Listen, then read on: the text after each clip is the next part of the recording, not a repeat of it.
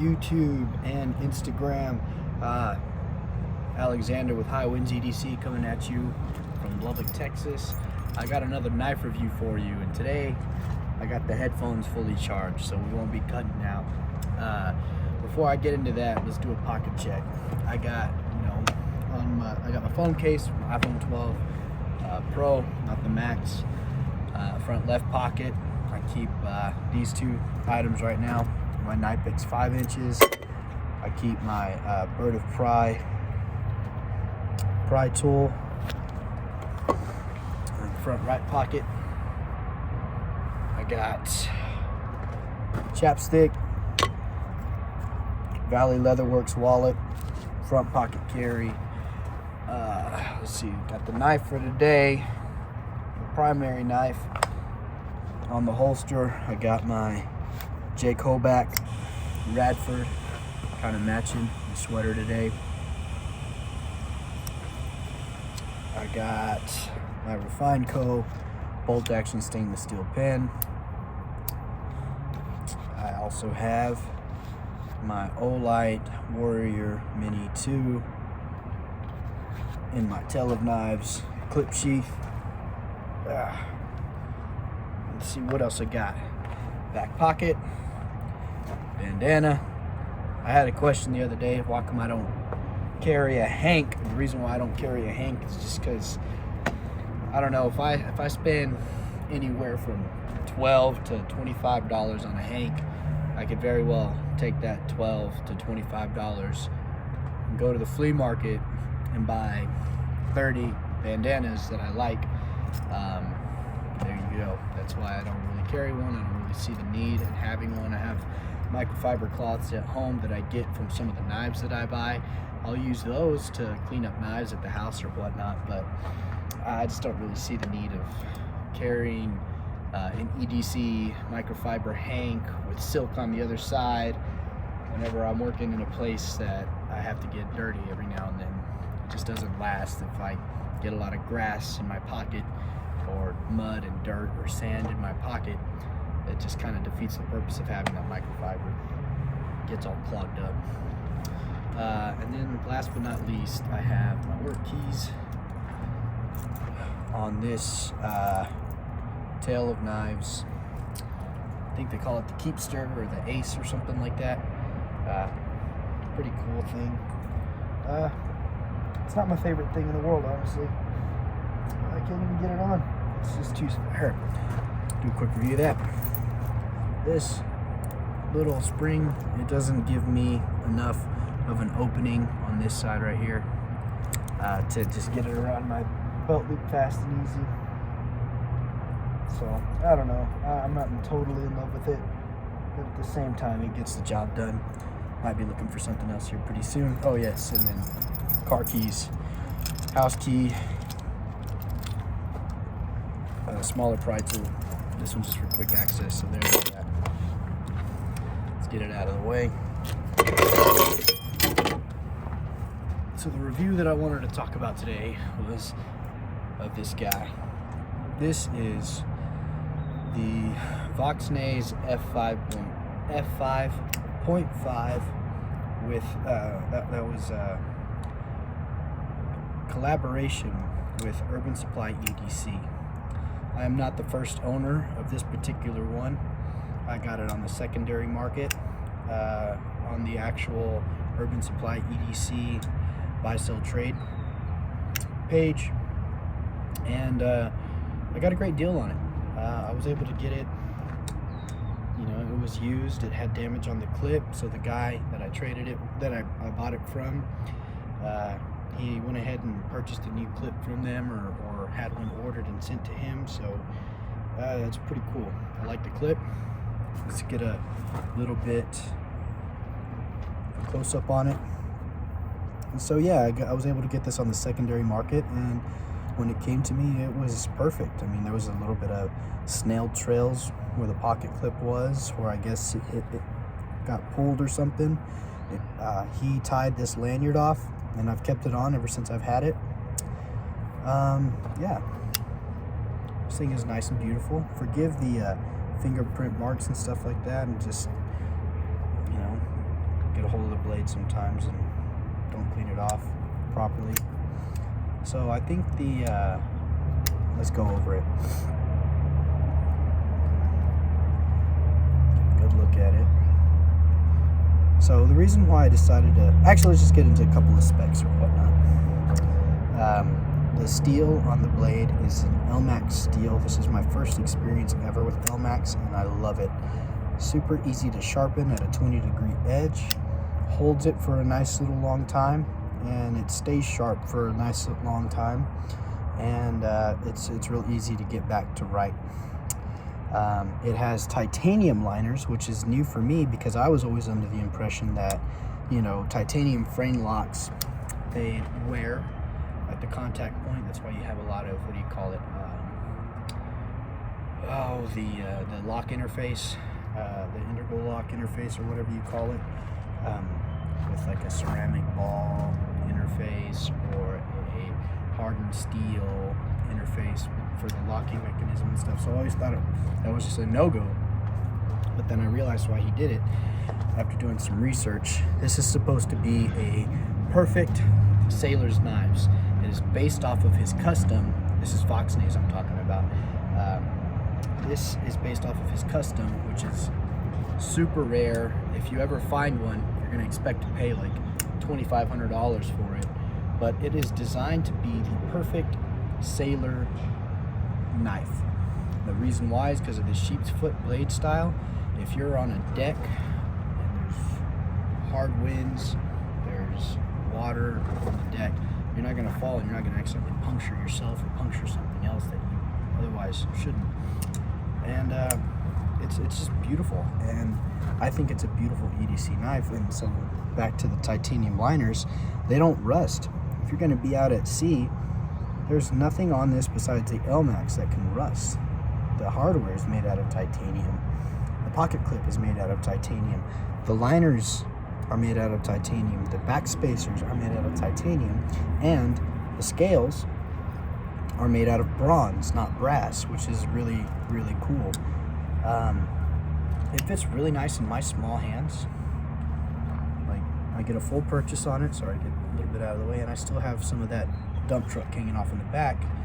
The jipping is just so smart, because a lot of people will put their jipping right here.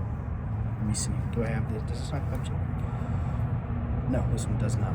Okay, so anyways, but it's where your thumb is supposed to be, where you need it to be. And that's so smart. The reason why I purchased this knife, I saw Knife Nerdery do a disassembly of the all titanium one and the Sigahaya pattern that EDC Supply company put out.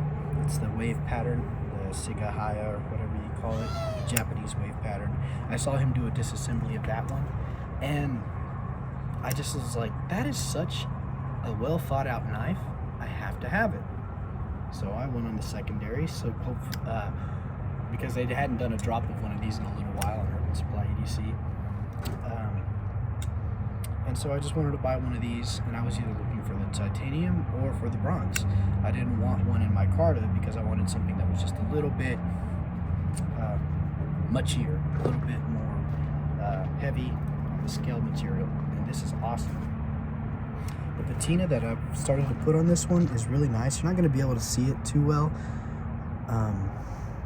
because when I first got this, it was still like new in the box. Like, you can see right there by the pocket clip where all the oils and stuff are coming underneath the pocket clip and polishing it up as I put it in and out of my pocket. But for the most part, this thing is patinaing so nice. Let's talk about the ergonomics. You can't talk about a Vox knife without talking about the just natural ergonomics.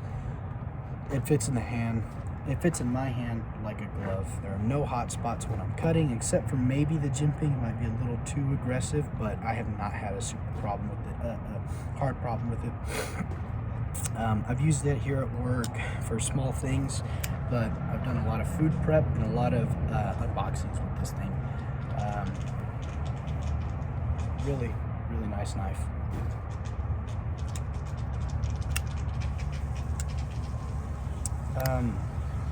I think this one's going to be a keeper. This is definitely an heirloom piece. It's not going to rust. Let me get back to what I was talking about. I was talking about why I purchased this knife. I saw Knife Nerdery take it apart, and it looked like a really nice knife to take apart, and I just had to do it. There's no blade play. The centering is perfect. And whenever I take apart this knife, I have a lot of joy doing it because everything was made with purpose. Taking apart the scales is super easy. It runs on bearings, and so cleaning the bearings is really easy as well. And it's just a very enjoyable knife to throw into the pocket and have fun with. The reverse flick is really nice. I can kind of thumb flick it if I do a light press, a light switch, and then the slow roll, obviously. And what I think is also very interesting is that it has these cutouts right here, right by the thumb hole, and I think that's for pinch grip cuts, right? And it fits really nice, really well for pinch grip cuts. And it also comes down on these, I don't know what kind of cut you call this, like a bearing cut. Not really good for utility cuts, but I don't know. This knife is just really cool and fun to put in the pocket. It's a nice little church knife as well. I think it replaced my Banter as my church knife, my low-key dad knife, and it's just such a really good knife. It's got a deep pocket carry clip, which works. It's not trying too hard to be a deep pocket carry. As you can see, it rides a little shallow, so you're going to have this much of the knife sticking out, which is still perfect, especially for work. You can kind of see how it rides there in the pocket. What else can I say about this knife? This grip also works very well. Not coming up to the blade, not choking up, but the standard draw cut, I guess, works too. It's not, but whenever I use it, more often than not, I'm going to use it like this or like this in the pinch grip, in the pinch cut. The action on it is super smooth. You can do it with the left hand as well. Drop shutty for the most part. Got to give it a little bit of a kick.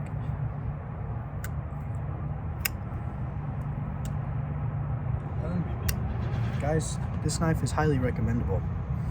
If you're looking for just a regular EDC knife, they come in micarta, canvas micarta, brown micarta, green micarta. Tomorrow they're going to be doing another one of these. I don't know what the steel is going to be, but it's going to be in bronze, but they're going to have a forced patina on it, and that thing looks so sick. It's like a smoky black forced patina on bronze, it looks like. I don't know if it's bronze or brass, but since they did bronze on this one, I'm assuming it's going to be what the next one's going to be. So Uban Supply EDC has a drop tomorrow. Wednesdays afternoons is usually whenever they drop new items. But yeah, this thing, I've fallen in love with it, and taking it apart is so easy. The titanium parts are solid. I might do a video of a disassembly on this thing just because it's so much fun to take apart and put back together. One thing I will say is whenever I take it apart, it does have race washers, so you have your bearings, and since the scales themselves are titanium, those bearings will wear out titanium very fast, so they put little race washers on each scale, and that works. Makes the action buttery smooth. The fidget factor on this is obviously not as good as a lot of my other knives have been. Like, you know, the Shark Lock is going to be the ultimate fidget knife for me. But this is just fidgeting with it a little bit. You see, sometimes that thumb flick doesn't work too good. Got to get it just right. But other than that, I think the action makes it fidgetable because liner locks typically aren't unless they're like I don't know. Liner locks aren't typically fidget friendly, except the CVV Elements and a super fidget friendly knife. I just really like showcasing this one. So anyways, guys, this has been that review. You guys have a good, wonderful day. God bless you. We'll try and get out a couple more videos before Christmas, but who knows? Have a good one. Thanks. Bye.